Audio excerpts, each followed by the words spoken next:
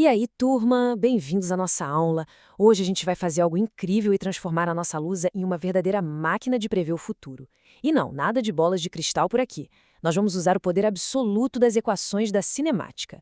O estudo do movimento é a grande base de toda a física clássica. Então, nosso foco de hoje será dominar o MRUV, o movimento retilíneo uniformemente variado.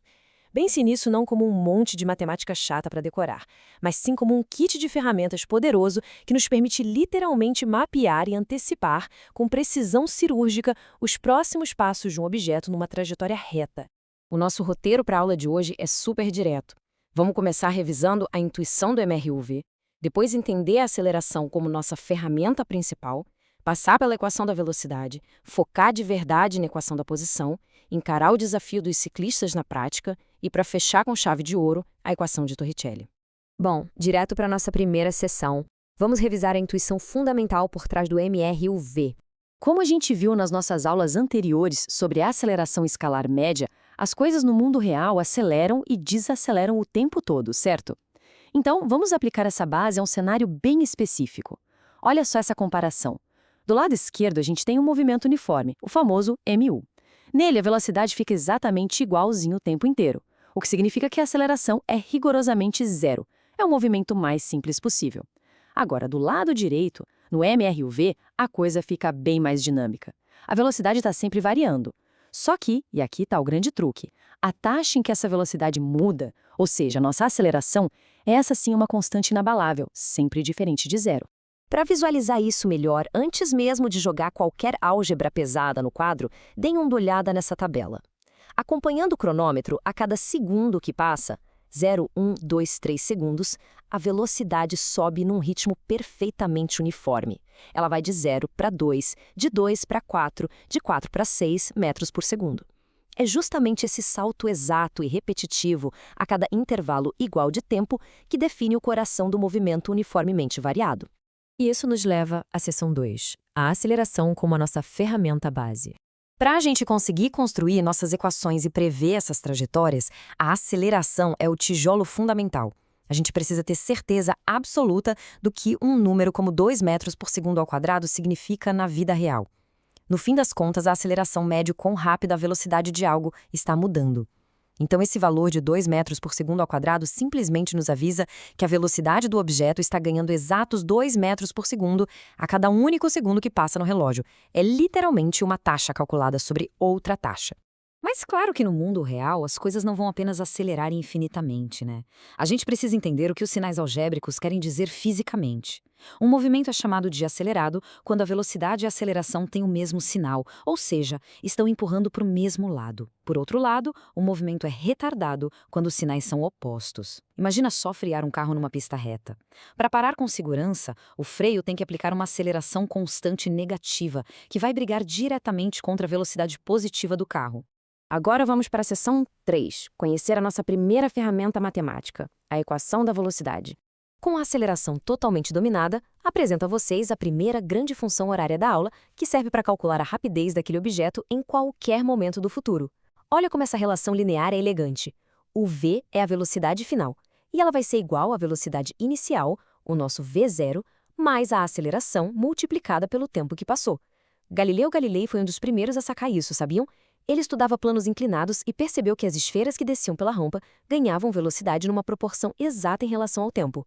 Avançando para a seção 4, a equação da posição. É aqui que a gente vai focar a nossa aula de hoje.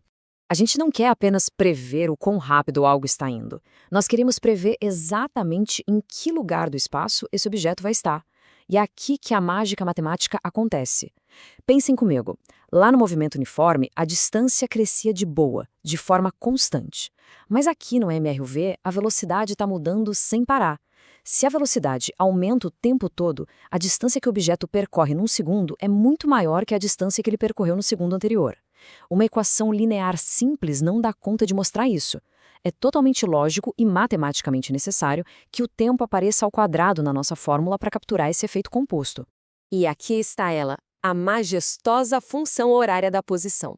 O S é a nossa posição final, que é igual à posição inicial, somada à velocidade inicial vezes o tempo, mais a aceleração vezes o tempo ao quadrado, dividido por 2.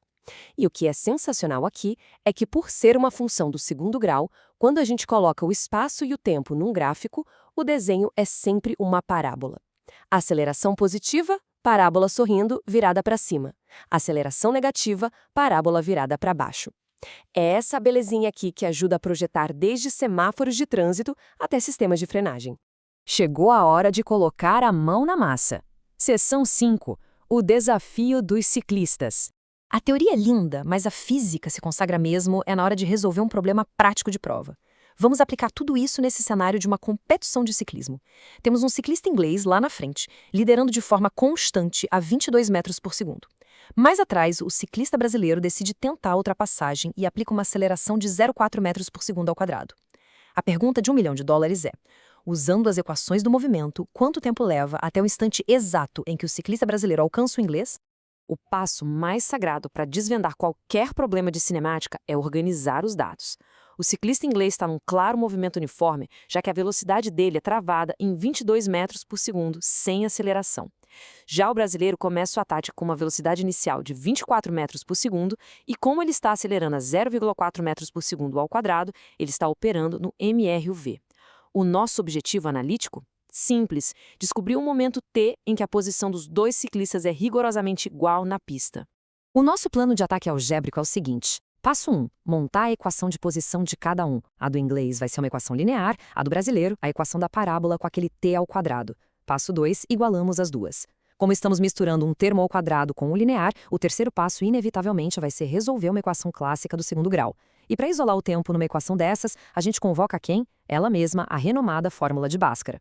E aí, depois de encontrar as raízes, fazendo as contas e, claro, descartar o tempo negativo, porque cronômetro não volta para o passado, a gente chega na resposta de 5 segundos. Em exatos 5 segundos, o ciclista brasileiro empata com o inglês. Percebam o poder imenso do que a gente acabou de fazer. Usando um punhado de variáveis e álgebra, a gente previu, com total confiança matemática, um evento que ainda ia acontecer na pista. O MRUV nos deu o controle do tempo. Para finalizar as nossas ferramentas, seção 6, a equação de Torricelli. Mas e aí, o que a gente faz quando não tem um cronômetro na mão e o problema nos deixa completamente cegos sobre o tempo? É aí que entra a nossa última carta na manga. A magnífica equação de Torricelli. Ela nasce da junção da equação da posição com a equação da velocidade. E, num passe de mágica algébrico, elimina a variável tempo. A velocidade final ao quadrado é igual à inicial ao quadrado, mais 2 vezes a aceleração, vezes a variação da posição, que é a distância. É o atalho perfeito. Engenheiros de parques aquáticos usam muito isso. Sabiam que no famoso toboágua insano, a pessoa chega lá embaixo na piscina a 28 metros por segundo? Usando apenas a gravidade na equação de Torricelli, a gente descobre na hora que a queda tem que ser de quase 40 metros. O tempo da descida, a gente nem precisou saber para resolver o mistério. Essa nossa jornada pelos fundamentos do MRUV nos deu um verdadeiro poder de prever o futuro no movimento clássico. A gente aprendeu a mapear trajetórias com ferramentas algébricas infalíveis. Mas eu quero encerrar a aula de hoje com uma provocação para vocês. Se dominar equações simples como essa já nos deixa prever o futuro de carros, maquinários e ciclistas de forma tão exata, o que nos impede de calcular todo o resto? Quais são os verdadeiros limites da física para prever os passos do universo inteiro? Fica aí a reflexão sobre o tamanho desse poder. Turma, agradeço demais a atenção de todos na nossa aula de hoje. Continuem questionando o mundo ao redor, pratiquem as equações e a gente se vê na próxima análise.